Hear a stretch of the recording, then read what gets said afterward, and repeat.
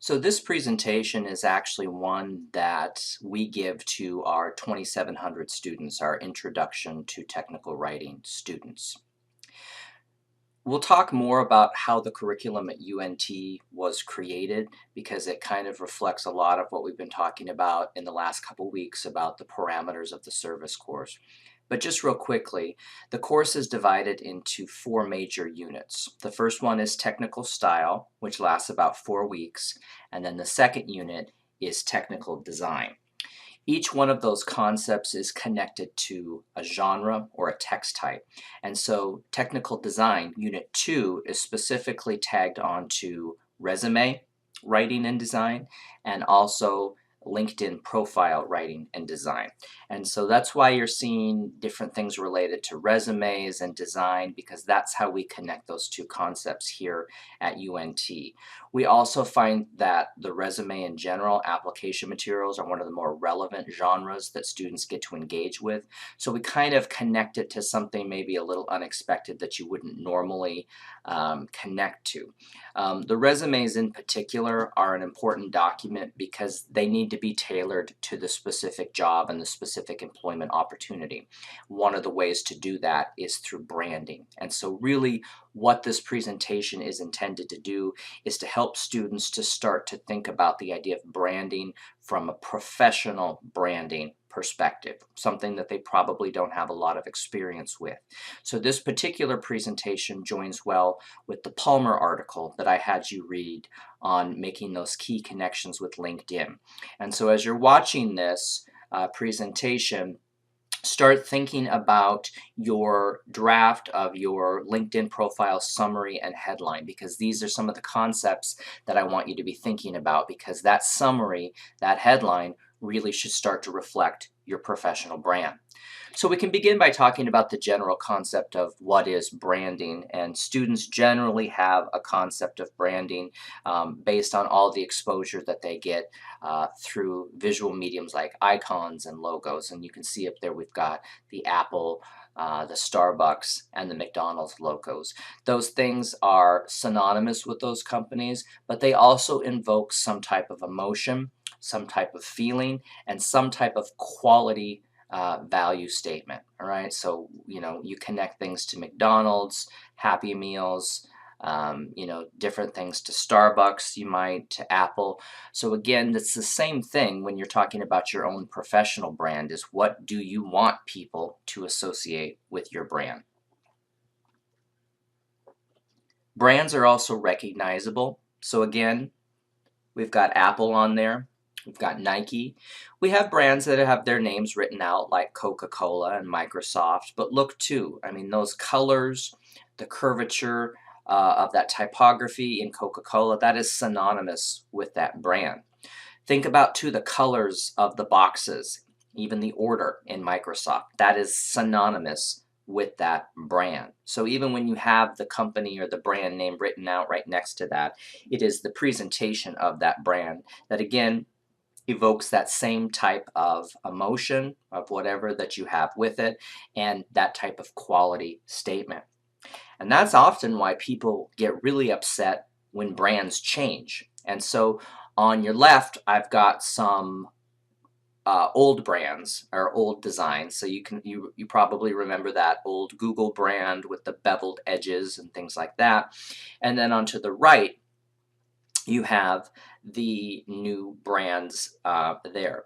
If you're interested and want to know more about branding, I would recommend that you look up the Gap brand controversy, because on the left is the brand that I think most of you still probably recognize with Gap, and on the right is the first iteration of what Gap thought was their rebrand, and people went into an uproar. You might also notice this whenever you go to Google and you've noticed that Google's changed their lettering, and it kind of throws you off a little bit, and you're what's happened to my brand?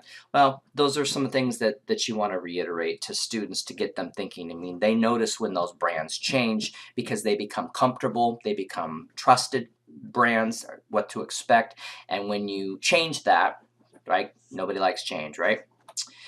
And so then we start to drill down further, and can people have brands? And so on the far left there, we've got Abraham Lincoln. And I always ask students, what brand do you associate with him? People say presidential, there's Honest Abe, okay? So generally there are positive impressions there. On the right, we've got Peyton Manning in his Super Bowl glory, and people generally associate him with winning or victory. Though I did have one student say old because he was one of the oldest, I think the oldest quarterback to win a Super Bowl. But if Peyton Manning's considered old, that doesn't bode well for the rest of us. And then in the center, so I designed this PowerPoint about a year and a half ago, before Miss Kardashian started getting people pardoned, and by proxy has become an inherently better person than any of us because nobody else is getting people pardoned here. But the reason that I had picked Kim Kardashian is because she's associated more with her celebrity rather than anything that she had actually accomplished.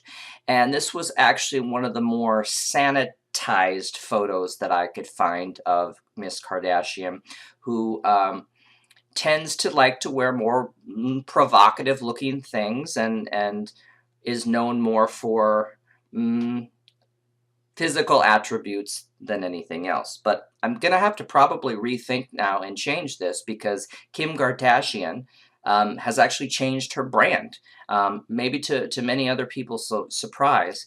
But that's why she was originally in there, was to show some contrast to Honest Abe.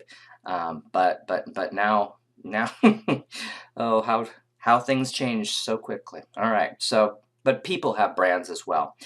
And then we get in even further.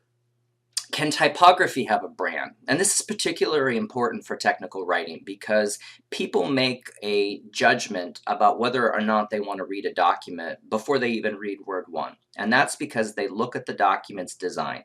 They might notice the typography, they might notice the white space, they might notice a variety of superficial design features, but like it or not, they're going to go into that writing with some type of impression just based on the look of the document. And so typography can in fact have a brand and evoke some type of emotion. So if we look at the first example on our first bullet there of the quick brown fox, that's Arial.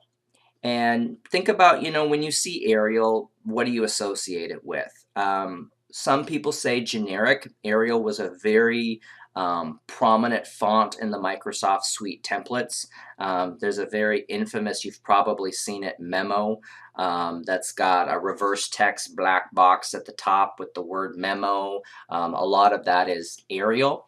So you might argue that Arial is associated with generic or safe, which might not always be the best brand for you. But it also can be seen as traditional. And if you're in an employment situation, traditional, professional, those might be things that you want to achieve. The second example that we have on the bullet there, that is Garamond. And you can right away notice a difference between the first and the second bullet, partly because the Arial font is sans serif, and the second one is serif. And remember that serifs are those little tails that come off at the end of those letters. So for example, look at the little tails under the Q and the P in quick and jump. Those are little serifs. You'll also notice too the R's and the Z's, they have little tails that go off of them. Those are serifs as well. And serifs were originally designed to kind of conform to the curvature of your eye to make readability easier as you read across the page. Resolution though on computer screens and whatnot has become so good now though that really serif and sans serif can mostly be used interchangeably, but using them together can create some contrast. Now Garamond, I would argue, is still a very professional, safe font. It may not be as generic or synonymous as something that was in the Microsoft Suite like Arial or Courier New or Times New Roman or Calibre. So it might be a good choice because it's a little bit different, but it still kind of maintains that level of professionalism. Again, think about this from a professional branding perspective. The third line we have there is a very scripty font. So think about again what that brand means. Students in the past have equated this with kind of traditional, but not in a good way. They say it reminds them of calligraphy or wedding invitations or handwriting or things like that. So it doesn't necessarily inspire maybe for them 21st century, which is something to keep in mind. You'll also notice that scripty fonts are harder to read. All of the fonts actually on this slide are the same point size, so you'll notice that scripty fonts just by default are a lot smaller. So if you're going to use a 12-point script font, that's what it might look like. So you're going to want to bump that up a lot bigger than your other fonts to kind of make it look more proportional. And then finally, on that last line, we have everybody's favorite font, the font that people love to hate, which is Comic Sans. And again, that tends to evoke a emotion of childlike, naive, playful. Maybe not always the best emotion that you want to evoke in professional branding. And here's one of my favorites. Please keep the door closed, thank you. And the response to that is, please don't use Comic Sans. We're a Fortune 500 company, not a lemonade stand. So again, these ideas are kind of intended to get students to think more about the concept of branding and drill it down in a way that begins to connect more to them. So we begin broadly with kind of the icons and the symbols, and then we gradually drill down to, well, can people have brands? Can typography have brands? And that kind of brings us back to why somebody might want to brand their resume. I'm going to broaden this out and just say, why should you brand anything related to your professionalism? And that includes your LinkedIn profile, because LinkedIn profiles are not just for people that want jobs. They're also for people that want to showcase and demonstrate what they're doing as a professional. So what we're talking about here is not just related to the resume, but really to all things that market and brand you as a professional. So professional branding is going to benefit job seekers because it distinguishes them from the competition. Just as companies rely on branding, so should savvy job searchers. So since no two brands are the same, the personal brand is going to be as unique as you are. And what makes you unique is what's going to make you positively stand out in the job search. I'm going to stop here and just kind of talk to you a little bit about what we've been saying the last couple of weeks. And I've talked to you a little bit about what I believe are the limitations of introductory technical communication textbooks, really introductory textbooks in general, because they're written to such a broad audience that they give a lot of general best practice advice.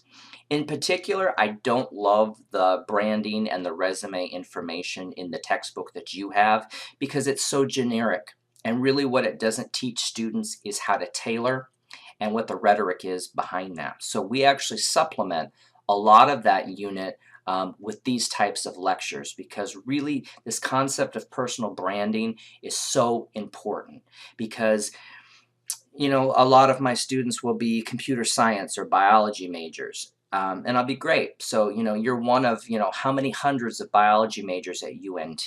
What are the 2 to 3 things that you bring to the table to prospective employers that those 300 to 400 other people don't have?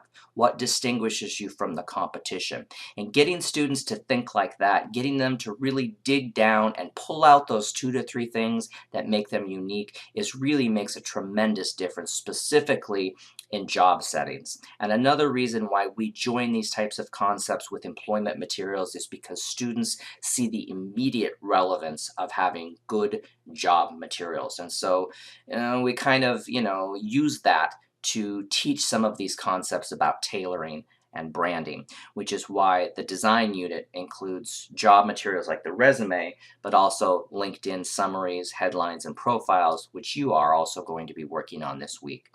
So I'm going to overview 5 different strategies for you today that can help you with your branding.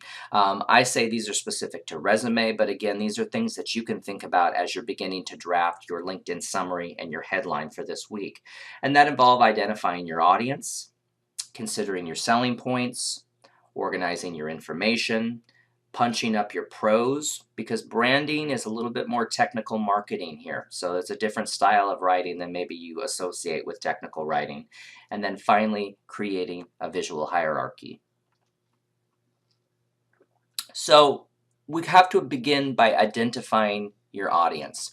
The first thing that you need to recognize is that the first person that's going to read job materials are not going to be the hiring manager. They're going to be the HR representative who is generally skimming your resume to figure out where it should be filtered to. But before you can define your brand and create the content for your resume or your LinkedIn profile, you need to know who you're targeting. Who's going to be reading the resume? You'll need to decide what kind of job you're going to be seeking. You need to compile a list of the companies that you want to work for, and you want to research their current challenges and needs and determine how you can help them meet those challenges.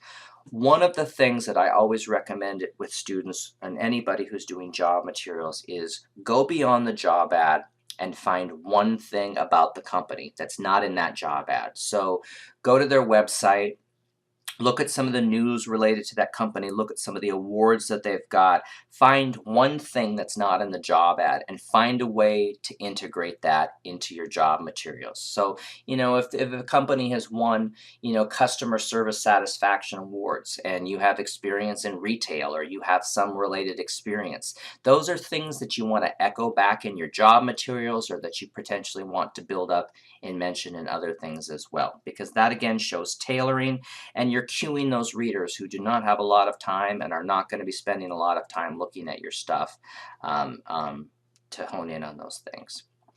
You also want to consider your selling points. And again, this goes back to what I had stopped for earlier to really talk about the limitations of some of these textbooks, and that a lot of these resume self-help books and textbooks in general, they give such general advice. And in this day and age when we are so saturated by information and it is so much easier to apply for jobs than it used to be, these extra tailoring steps related to branding really make a difference. This is really important too with your LinkedIn profile summary. It's the most substantive portion of your LinkedIn profile. It's the first thing, and I guarantee you that is what people are going to start with reading. And if you can entice them within that first summary, they're going to continue to read on more about you. So in order to really catch your audience, you, in addition to understanding your audience and who they are and what their needs and their constraints are, you also have to think about what you have to offer them. Students' main impulse is to not provide a lot of detail, to be very vague and general, or it's to give people a laundry list of things that they've done, accomplishments. So they list 5 to 7 different things. Really, in a LinkedIn summary and even in a resume, thematic wise, you want to emphasize 2 to 3 main things. This again goes back to you might be one of 150 different majors in your field that particular year. What are the 2 to 3 things that make you stand out from the competition? Well, that could be a high GPA. That could be some type of internship or summer co-op job that you worked on. You might be involved in some leadership on campus. You might be an athlete, so think about the discipline and the organizational skills that go into training to be an athlete. You have to learn to translate those skills into what makes an organized, focused, disciplined, prospective biologist or engineer or whatever. Fluency in a second language, especially in Texas or in an area with heavy Spanish speaker populations. Localization, translation is becoming really, really big market right now, and so being able to take that fluency in a second language, that can really propel you in terms of your qualifications as well. If you have a minor or some type of specialization in an area, so if your major is Spanish, for example, but you have a concentration in translation, there's a huge market right now for medical and technical translation. So taking those two concepts, Spanish and translation, and linking them together really can create a persuasive selling point that plays into your personal brand, something that you would definitely want to highlight in your summary for your LinkedIn profile or in your resume. And then if you have any advanced graduate work. And for those of you that are, English majors, a lot of you are in this program for this very specific reason, to have a certificate in an outside area in teaching technical writing. It is something that is going to distinguish you from the competition.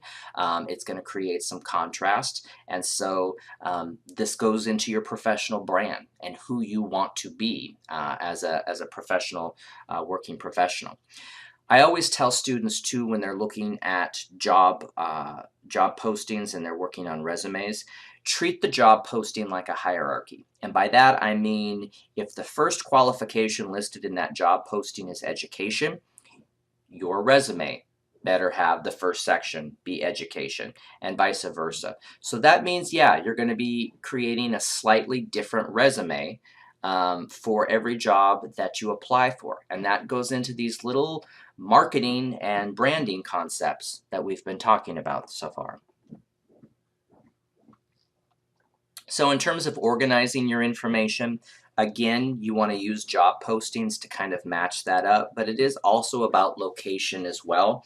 On general, HR people are going to, or primary decision makers are going to spend 10 to 15 seconds to scan a resume to decide if you're somebody who's worth taking a second look.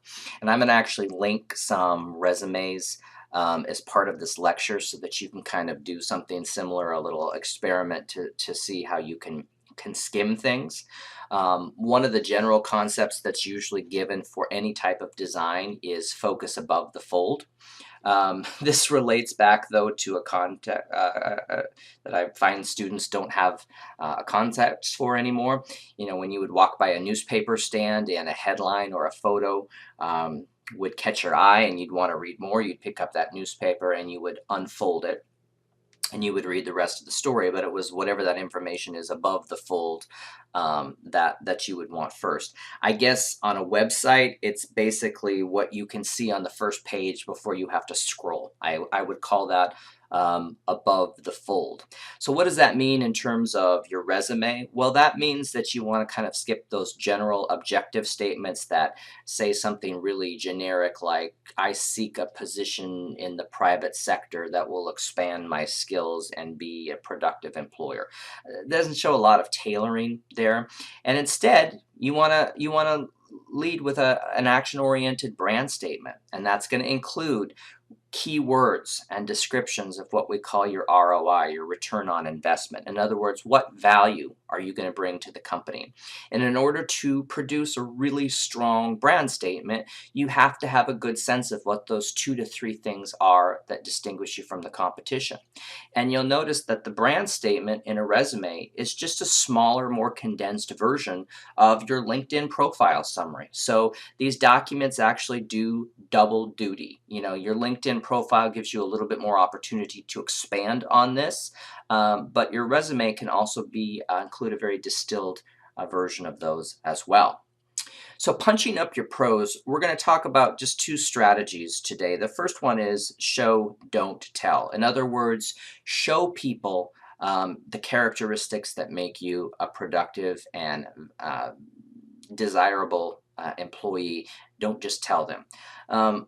Everybody can say they're hardworking and have great organizational skills. And again, if you go back to talking to your students who are one of 400, majors in that field for that particular year, everybody can say that, and it's not distinctive to one versus the other 399. But if you say you were elected the chair of your fraternity's budget committee, you oversaw the accounts of 24 members and a yearly house budget of 32,000. That's the difference between showing somebody hard work and organization versus telling them. So we can unpack that second sentence, that revision, a little bit more.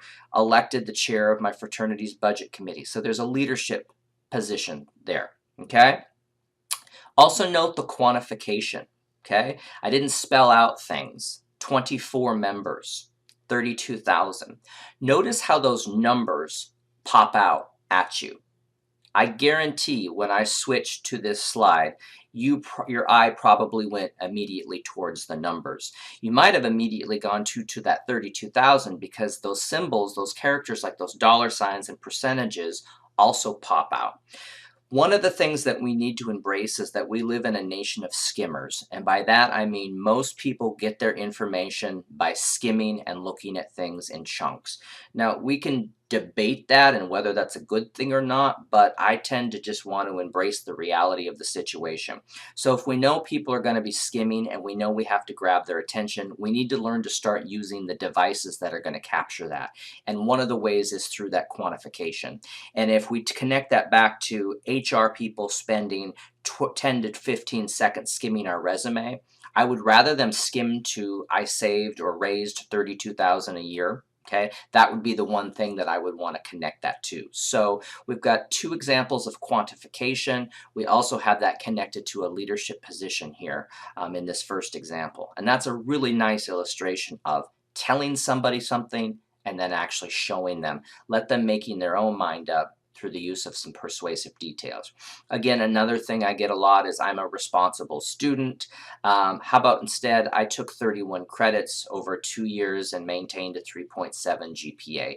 Again, those are much more persuasive. They stand out to readers, and again, they help create some distinction there. Second thing I'm going to tell you is search and destroy all those passive was responsible phrases because they generally hide active impressive verbs. Now wait a second, you're probably saying, Boettger, you just railed in week 2 about legitimate uses of passive and that humanities-based principles, prop up the active at the expense of the passive, and now you're telling us not to use passive.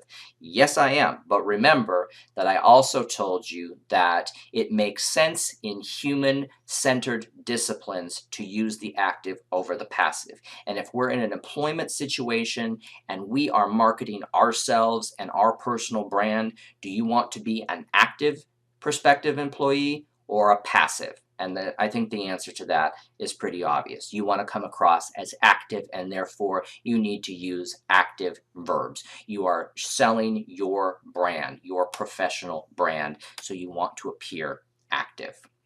And then finally, create a visual hierarchy. All right. In other words, how people find information on the page.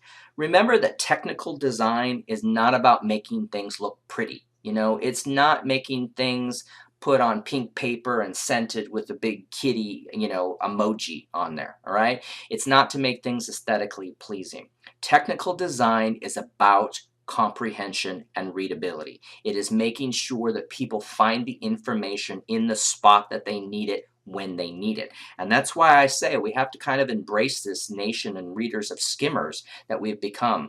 One of the ways to actually aid in that is to chunk your information. So take a large amount of information and chunk it into more manageable parts, literally by hitting a hard return into it and creating more paragraphs. Now remember that when you're writing a LinkedIn summary, it's going to be in a much smaller line length than you would have on an 8.5 by 11 piece of paper. The column sizes are going to be smaller. So a nice chunked paragraph in your Word document is actually going to look longer in LinkedIn because the line length is going to be shorter. And so that's going to stretch that text out. So while you can work on your LinkedIn summary in Word, and for this initial week, I recommend that you just start playing around with this stuff in a Word document. When you eventually move it over to LinkedIn, you might find that you want to add more paragraphs there, more spaces between your paragraphs to chunk that text up, because again, people will skim.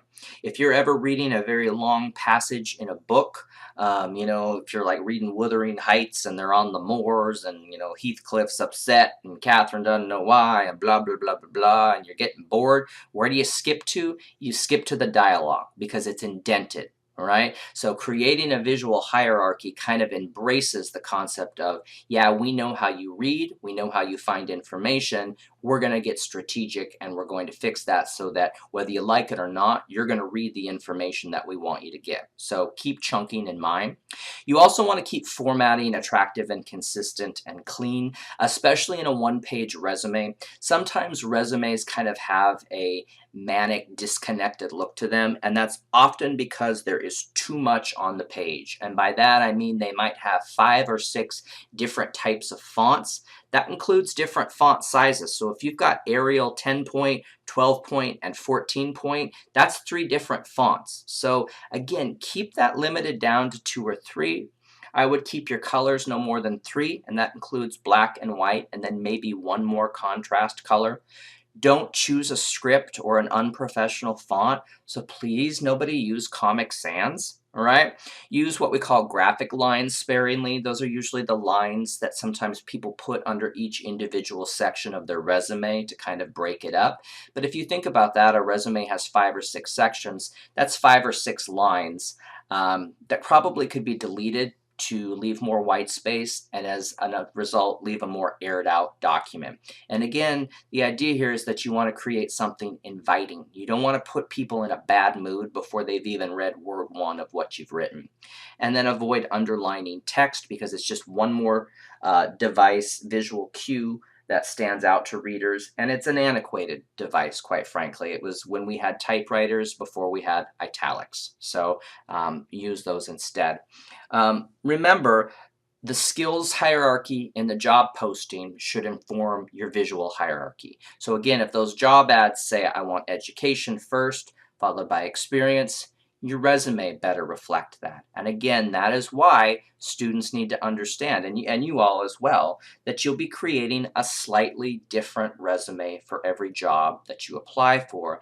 But the things that remain consistent are the work that you put into your personal brand. And again, really coming up with 2 to 3 compelling illustrations of what distinguishes you from the competition.